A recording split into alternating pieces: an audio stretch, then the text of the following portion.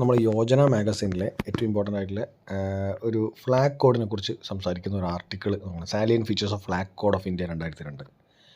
ഈ salient features of flag code എന്ന് പറഞ്ഞാൽ ഫ്ലാഗിനൊരു കോഡുണ്ട്. അതിന് സാലിയൻ്റ് ആയിട്ടുള്ള കുറച്ച് ഫീച്ചേഴ്സ് ഉണ്ട്, അല്ലെങ്കിൽ കുറച്ച് ഈ പറഞ്ഞ എന്താ പറയുക, കുറച്ച് മാറ്റാൻ പാടില്ലാത്ത കുറച്ച് ചിട്ട ഉണ്ട്. ഇത് ഡിസ്പ്ലേ ചെയ്യുമ്പോഴും അതുപോലെ തന്നെ എന്താ പറയുക, അത് ഉയർത്തുമ്പോഴും താഴ്ത്തുമ്പോഴും ഒക്കെ അതിനൊരു ഇമ്പോർട്ടൻസ് ഉണ്ട്. ഏതൊക്കെ ഓഫീസുകളിൽ പറ്റും പറ്റില്ല എന്നത്, അതിനെക്കുറിച്ചാണ് നമ്മൾ പറയുന്നത്. അതിൽ പല ആക്ട്സും അതിൽ റെലവൻ്റ് ആണ്. അതായത് prevention of insults to national honour act 1971 and the flag code of India 2002 flag കോഡിനെ കുറിച്ച് എങ്ങനെയായിരിക്കണം ഫ്ലാഗ് ഹോസ്റ്റ് ചെയ്യേണ്ടത്, ഇന്ത്യൻ ഫ്ലാഗ് ഹോസ്റ്റ് ചെയ്യേണ്ടതെന്നൊക്കെ പറഞ്ഞിരിക്കുന്ന കാര്യങ്ങളുണ്ട്. അപ്പോൾ ആ ആക്ട് അറിയാമെന്ന് പ്രതീക്ഷിക്കുന്നു. The national honour act of 1971. അപ്പോൾ ഫ്ലാഗ് കോഡിൽ പറഞ്ഞിരിക്കുന്ന 1-2 കാര്യങ്ങൾ നമുക്കിത് അങ്ങനെ എക്സാം പോയിൻ്റ് ഓഫ് വ്യൂവിൽ ചോദിക്കുമോ എന്ന കാര്യത്തിൽ എനിക്ക് ഉറപ്പില്ല, പക്ഷേ അത് അറിഞ്ഞിരിക്കേണ്ട കുറച്ച് കാര്യങ്ങളാണ്. Member of public private organisation or education institution may hoist or display the national flag on all days and occasions ceremony or otherwise consistent with dignity and honour of the national flag.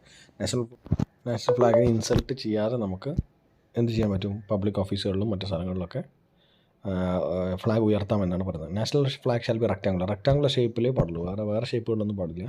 The flag can be of any size but the ratio of the length of the height. Ratio of length and length to the height എന്തായിരിക്കണം? ലെങ്ത്തും ഹൈറ്റും തമ്മിലുള്ള ratio അനുപാതം എപ്പോഴും 3:2 ആയിരിക്കണം. അത് ഓർത്ത് വെക്കണേ. നമുക്ക് തോന്നിയ പോലെ അത് ചെയ്യാൻ പറ്റില്ല. പിന്നെ where the flag is display is open it should be as far as possible be flown from sunrise to sunset. എപ്പോഴും ഓപ്പൺ സ്ഥലങ്ങളിൽ രാവിലെ സൂര്യൻ ഉദിക്കുന്ന സമയം മുതൽ സൂര്യാസ്തമയം വരെയാണ് നമ്മൾ ഫ്ലാഗ് ഹോസ്റ്റ് ചെയ്യേണ്ടത്. Whenever the national flag is displayed it should occupy the position of honour and should be distinctly placed. വേറെ തന്നെ വെക്കണം, അല്ലാതെ ഒരു ഹോണറുള്ള ഒരു ഡിഗ്നിറ്റി ഉള്ള സ്ഥലത്ത് തന്നെ ആയിരിക്കണം അതിനെ place ചെയ്തിരിക്കേണ്ടത്.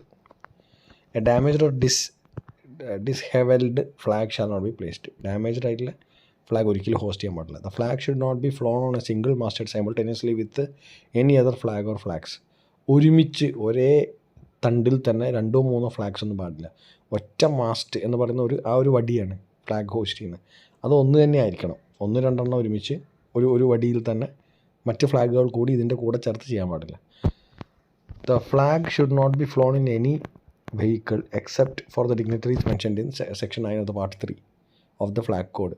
President, vice president, prime minister, governors അങ്ങനെയുള്ള ആൾക്കാരുടെ മാത്രമേ എന്ത് ചെയ്യാൻ പാടുള്ളൂ? വണ്ടിയിൽ ഇത് ഡിസ്പ്ലേ ചെയ്യാൻ പാടുള്ളൂ. അതുപോലെ no other flag should be placed higher than or above or side by side with the national flag. ഒരിക്കലും നമ്മുടെ ഫ്ലാഗിൻ്റെ കൂടെ ഈ ഹൈറ്റിന് മുകളിലോ അല്ലെങ്കിൽ അതിനേക്കാളോ ഉയരത്തിലോ മറ്റ് ഫ്ലാഗുകൾ പറക്കാൻ പാടില്ല എന്നാണ്. No other flag should be placed higher than or above the or side by side with the national flag. Further details of the prevention of insults to national honour act 1971 and flag code of India 2002 are available at ministry home affairs website. Ministry of home അഫയേഴ്സിൻ്റെ വെബ്സൈറ്റിൽ ബാക്കിയുള്ള details available ആണെന്നാണ് പറയുന്നത്.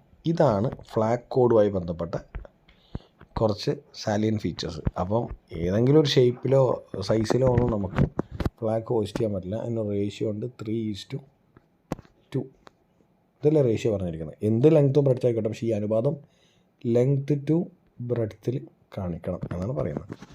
അപ്പോൾ flag code 2002 flag code 2002 അല്ലേ.